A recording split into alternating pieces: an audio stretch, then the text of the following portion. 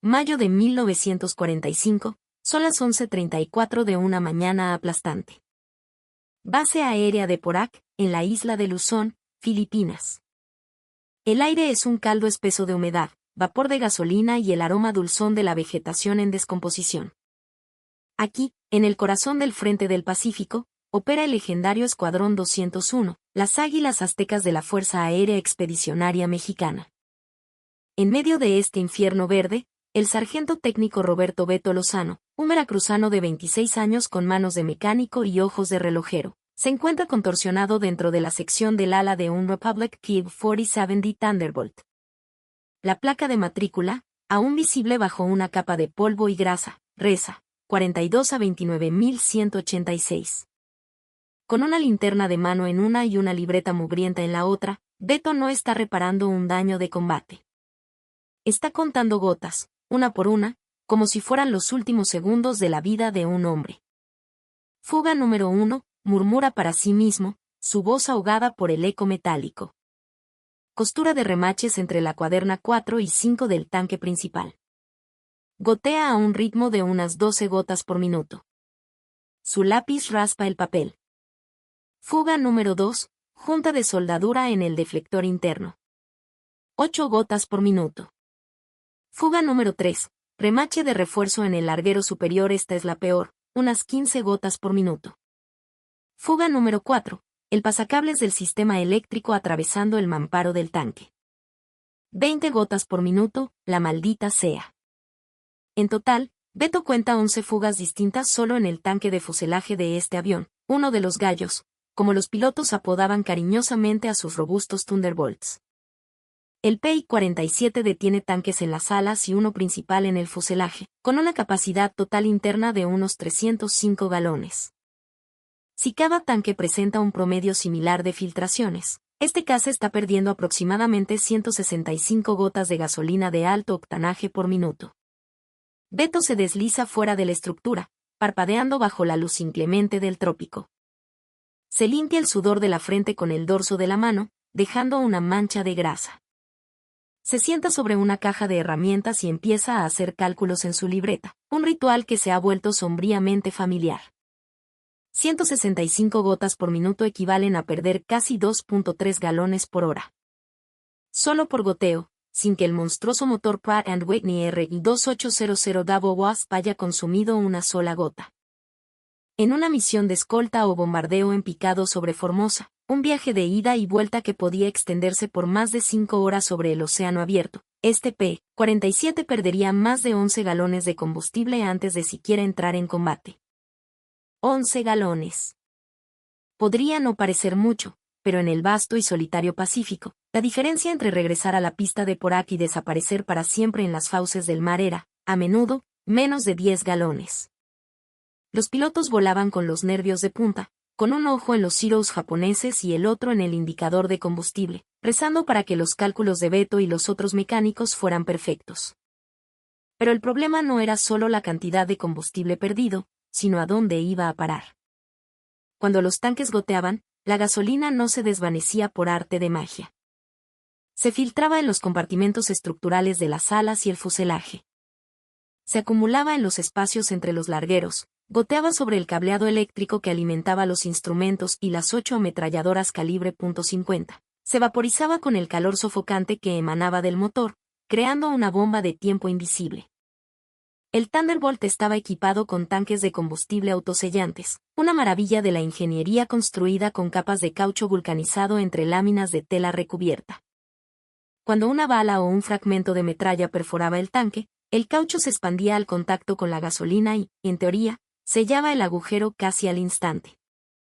Este sistema funcionaba de maravilla contra el fuego enemigo, pero era completamente inútil contra las fugas estructurales en las costuras de remaches, las juntas de soldadura y los pasacables. Y esas fugas, silenciosas y persistentes, estaban matando a los pilotos mexicanos. Entre marzo y mayo de 1945, el Escuadrón 201 había perdido 4 P-47 por causas no relacionadas con el combate directo. De esos 4, 3 fueron atribuidos, directa o indirectamente, a estas malditas fugas. Incendios en pleno vuelo causados por vapores de combustible haciendo contacto con un cortocircuito. Fallos de motor por inanición de combustible cuando los tanques se vaciaban mucho antes de lo previsto. Amerizajes forzosos en un océano que no perdonaba, donde las posibilidades de rescate eran casi nulas. Los ingenieros de Republic Aviation habían enviado equipos técnicos para investigar el problema. Su conclusión, documentada en el reporte técnico RAL P47-1138, fechado el 24 de abril de 1945, era un balde de agua fría. Los tanques de combustible del P-47D son construidos mediante el ensamblaje de secciones de aluminio 2024 y T3, unidas por remaches de aluminio y soldadura por puntos. La naturaleza de este ensamblaje crea, inevitablemente, espacios microscópicos entre las superficies de contacto debido a tolerancias de manufactura, deformación por tensión estructural durante maniobras de alto G y expansión térmica diferencial. Estas fugas son inherentes al diseño de construcción remachada y no pueden ser eliminadas mediante los métodos de sellado actuales sin un rediseño completo del tanque. En otras palabras, en un español más claro y directo, las fugas son inevitables. Acostúmbrense a ellas o manden a rediseñar el avión. Rediseñar el avión tomaría de 18 a 24 meses. Requeriría detener la producción de Thunderbolts justo cuando la ofensiva aliada en el Pacífico llegaba a su punto más crítico. Con las águilas aztecas volando misiones casi a diario, apoyando la liberación de Filipinas y atacando posiciones japonesas en Formosa, detener las operaciones era, sencillamente, impensable. La orden oficial del alto mando fue continuar las operaciones, aceptar las fugas como un riesgo inherente al combate, e instruir a los pilotos en procedimientos de emergencia para incendios de combustible. Beto Lozano leyó la traducción del reporte técnico RAI P47-1138, arrugó el papel con sus manos callosas y llegó a una conclusión muy diferente. Los ingenieros gringos decían que las fugas no podían eliminarse con los métodos de sellado actuales. Pues entonces, pensó Beto con la terquedad característica de los veracruzanos, habrá que usar métodos que no sean actuales. Habrá que usar el ingenio mexicano. Si quieres saber cómo una idea nacida en los campos petroleros de México resolvió un problema que los más brillantes ingenieros de Republic Aviation declararon imposible, por favor, regálanos un me gusta y suscríbete a nuestro canal si aún no lo has hecho. Beto Lozano no era ingeniero. Su trabajo oficial era ser el jefe de mecánicos del escuadrón, un experto en el corazón rugiente del P-47. Pero antes de la guerra, antes de enlistarse para defender el honor de México, Beto había trabajado durante 8 años en las plataformas petroleras de Pemex, allá en Tampico. Había sido obrero, soldador e inspector industrial, respirando la brisa salada del Golfo de México y luchando contra la corrosión y la presión en los enormes tanques de almacenamiento de crudo. Y en las refinerías, entre el estruendo de la maquinaria y el olor a chapopote, Beto había aprendido algo que, aparentemente, en las oficinas de diseño de Long Island no sabían. Los tanques de almacenamiento de petróleo tenían exactamente el mismo problema que los tanques de los Thunderbolts, una construcción remachada con fugas inevitables en las costuras y juntas. Y en Pemex resolvían el problema aplicando selladores especializados desde el interior del tanque, creando una barrera continua y flexible que cubría cada remache, cada costura, cada posible punto de escape. El sellador más efectivo que Beto había usado era una mezcla casi artesanal, un compuesto de polisulfuro que los veteranos llamaban el remedio negro. Era resistente a los hidrocarburos, flexible como el hule para soportar la expansión y contracción por los cambios de temperatura, y con una adherencia al acero que parecía cosa de brujería.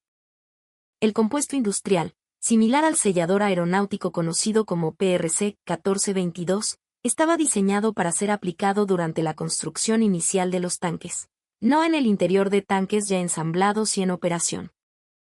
Pero Beto teorizó que si podía desarrollar un método para aplicar una versión adaptada de ese sellador de manera uniforme en el interior de los tanques de combustible existentes, podría crear una membrana interna que cubriera todas las fugas simultáneamente. El problema era la aplicación.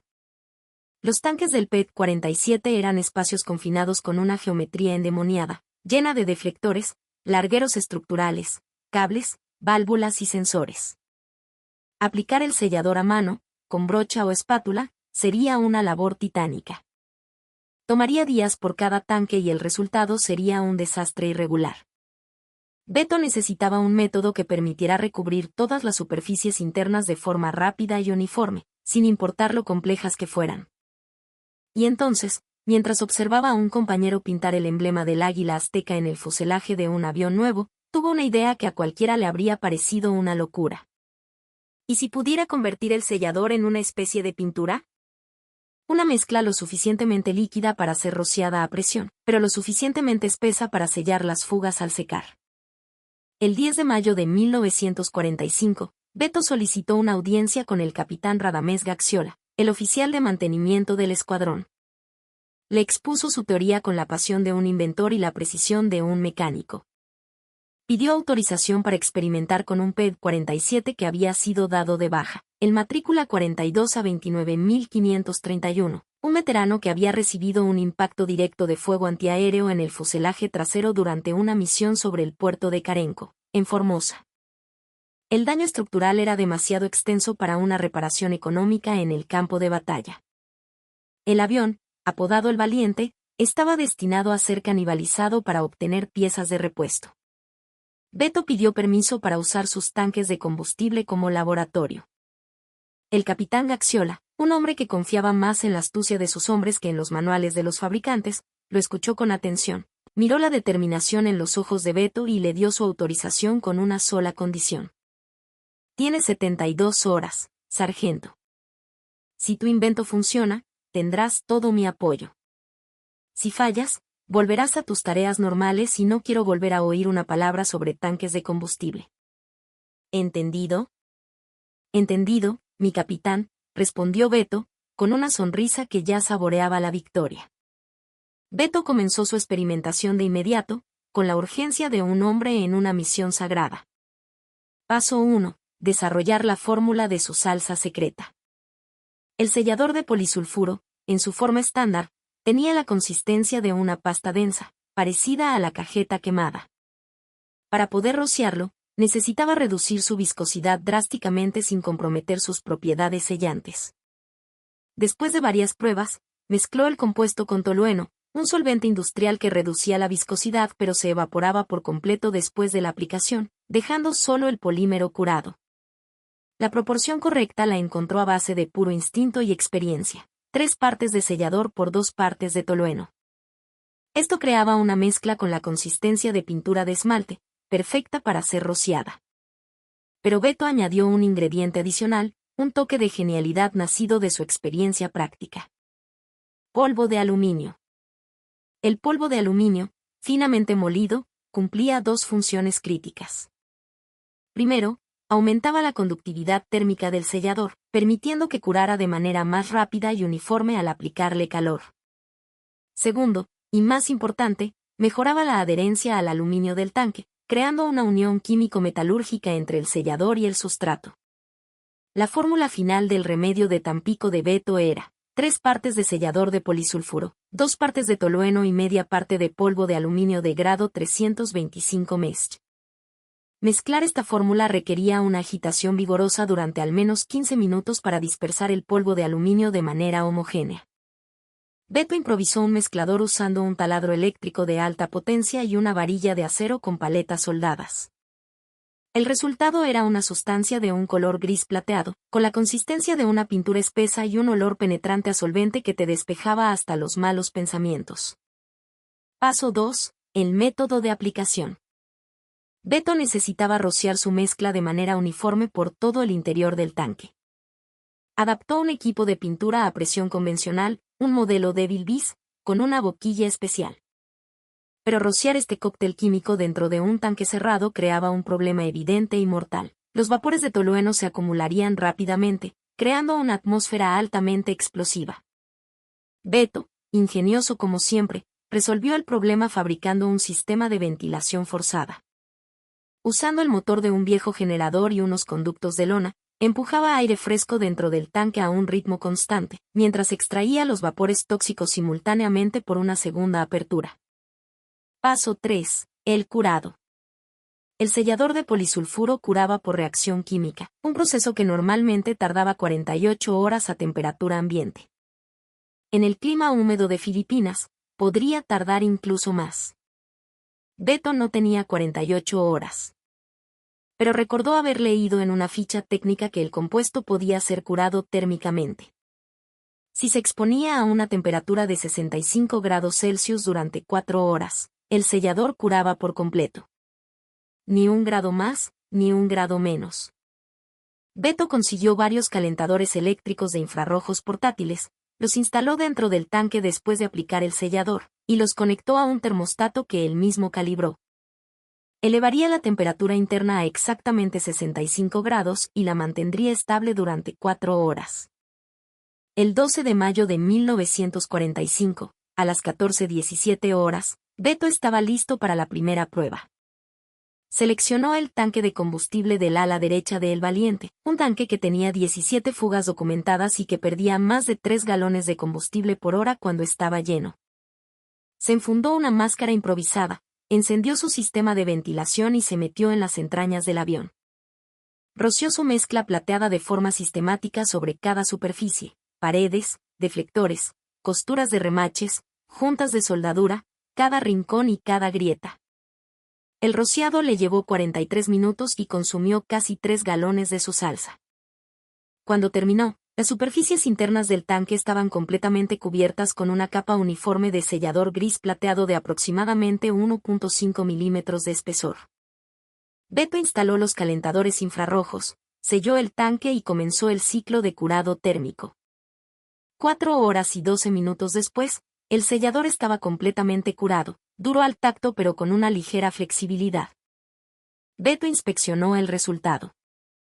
El sellador había formado una barrera continua, lisa y brillante, adherida firmemente al aluminio, como una segunda piel que había nacido dentro del tanque.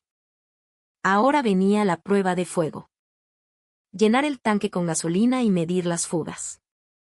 13 de mayo de 1945, 7:54 de la mañana. El tanque del ala derecha fue llenado hasta el tope con 110 galones de gasolina de aviación de 100 octanos y presurizado a 3 libras por pulgada cuadrada, simulando las condiciones de vuelo a gran altitud. El capitán Gaxiola estaba presente, junto a un puñado de mecánicos escépticos. Beto, con su linterna en mano, se metió en el compartimento estructural debajo del tanque, con el corazón latiéndole en la garganta. Observó las áreas donde antes había documentado las peores fugas. La costura de remaches entre las secciones 4 y 5, seca. La junta de soldadura en el deflector interno, seca. El remache de refuerzo estructural, impecable. La penetración del cable eléctrico, ni una sola gota. Beto inspeccionó sistemáticamente las 17 ubicaciones de fugas previamente documentadas. 0 fugas activas. 0 goteo. 0 filtración visible. El tanque se mantuvo lleno y presurizado durante 24 horas para confirmar que el sellado era permanente, no un milagro temporal. Después de 24 horas, seguía sin una sola fuga. El método había funcionado. Beto reportó los resultados al capitán Gaxiola. La respuesta fue inmediata. Sargento, tiene mi autorización para modificar cada P-47 de este escuadrón. ¿Cuántos hombres necesita y cuánto tiempo le tomará? Beto calculó que con un equipo de 6 técnicos bien entrenados, podría sellar completamente todos los tanques de un Thunderbolt en aproximadamente 18 horas de trabajo, distribuidas en 3 días para permitir los tiempos de curado. El Escuadrón 201 tenía 25 P-47 operacionales en ese momento. Tiempo total estimado para sellar toda la flota, poco más de un mes. Escribe sellador en los comentarios si estás descubriendo esta increíble historia de heroísmo anónimo. El 15 de mayo de 1945, Beto recibió un equipo de 6 de los mejores técnicos del escuadrón y la autorización para comenzar la producción en serie de su modificación. El proceso fue estandarizado con precisión militar. 1. Drenar y purgar completamente el tanque. 2. Limpiar el interior con solvente para remover cualquier residuo. 3. Secar el tanque con aire comprimido caliente. 4. Mezclar el sellador siguiendo la proporción exacta de la fórmula Lozano. 5. Rociar el sellador de manera uniforme. 6. Curar térmicamente a 65 grados centígrados durante 4 horas. 7. Inspeccionar visualmente, llenar con combustible y verificar la ausencia total de fugas. Con 6 técnicos trabajando simultáneamente en diferentes aviones, Beto y su equipo lograron procesar 2 gallos por semana. Para finales de junio de 1945, los 25 PI-47D del Escuadrón 201 habían sido modificados con el sellador Lozano. Los resultados fueron espectaculares e inmediatos. Antes de la modificación, el escuadrón promediaba una pérdida de combustible por fugas de aproximadamente 2.1 galones por hora por avión. En misiones largas, esto significaba más de 10 galones perdidos por avión. Después de la modificación, la pérdida se redujo a menos de 0.3 galones por hora. Una reducción de fugas del 87%. Pero el impacto más significativo no fue el ahorro de combustible, sino la eliminación de los peligrosos vapores de gasolina en los compartimentos estructurales. Entre julio y agosto de 1945, durante las últimas y más feroces batallas por la liberación de Filipinas, el Escuadrón 201 no registró ni un solo incendio en vuelo no relacionado con el combate. Antes de la modificación, el promedio era de casi un incidente por mes. Los pilotos notaron la diferencia. Regresaban de las misiones con más combustible en los tanques, con un margen de seguridad que les daba una confianza renovada. La noticia del milagro mexicano llegó a oídos del comando de la Quinta Fuerza Aérea de los Estados Unidos. En julio de 1945, el método Lozano fue adoptado extraoficialmente y recomendado para su implementación en otros escuadrones de P-47 que operaban en el Pacífico y que sufrían del mismo problema. Se estima que más de 500 Thunderbolts fueron modificados usando variaciones del método de Beto. El impacto en las pérdidas operacionales fue documentado en un reporte interno de la Fuerza Aérea del Ejército de los EU. A finales de 1945, que atribuía a la implementación de este tipo de sellado interno una reducción del 76% en incendios de combustible no relacionados con combate y una reducción del 43% en amerizajes forzosos por falta de combustible. El estimado conservador de vidas salvadas gracias a esta innovación se contaba por cientos. Cientos de pilotos que regresaron a casa porque un sargento técnico mexicano se negó a aceptar que un problema era inherente al diseño e imposible de resolver. Pero Beto Lozano nunca recibió reconocimiento público durante la guerra. El método fue clasificado como información técnica sensible. Revelar que los flamantes P-47 tenían fugas significativas podría haber comprometido la moral de los pilotos y proporcionado información táctica al enemigo. Beto fue promovido a sargento primero en julio de 1945, un aumento de rango estándar que no mencionaba específicamente su invención. No recibió medallas por innovación técnica. Su nombre no apareció en ningún comunicado oficial. Los ingenieros de Republic Aviation eventualmente incorporaron una versión modificada del proceso en los modelos de producción posteriores del P-47, aplicando el sellador interno durante el ensamblaje en fábrica. Pero la compañía nunca reconoció públicamente que un mecánico de 26 años, con experiencia en plataformas petroleras mexicanas, había resuelto un problema que sus ingenieros habían declarado imposible. Después de la guerra, Beto regresó a su querido Veracruz. Trabajó como jefe de mantenimiento para Mexicana de Aviación durante 32 años. Se jubiló en 1978 y falleció en 2001, a los 82 años. Su obituario en el periódico local mencionó con orgullo su servicio como parte de las heroicas Águilas Aztecas en la Segunda Guerra Mundial, pero no dijo nada de los cientos de aviones sellados ni de los miles de vidas salvadas. Pero en el Museo Militar de Aviación, en la Base Aérea de Santa Lucía, en México, hay un P-47 de Thunderbolt restaurado con los colores y emblemas del Escuadrón 201. Cuando ese avión fue inspeccionado durante su restauración en la década de 1990, los técnicos encontraron algo asombroso. El sellador gris plateado en el interior de sus tanques de combustible todavía estaba allí. 50 años después de haber sido aplicado en el calor de Filipinas, el sellador seguía intacto, flexible, perfectamente adherido al aluminio. Un curador del museo documentó el hallazgo con esta nota: el sellador, aplicado usando la técnica desarrollada en campo en 1945, muestra cero degradación después de 5 décadas.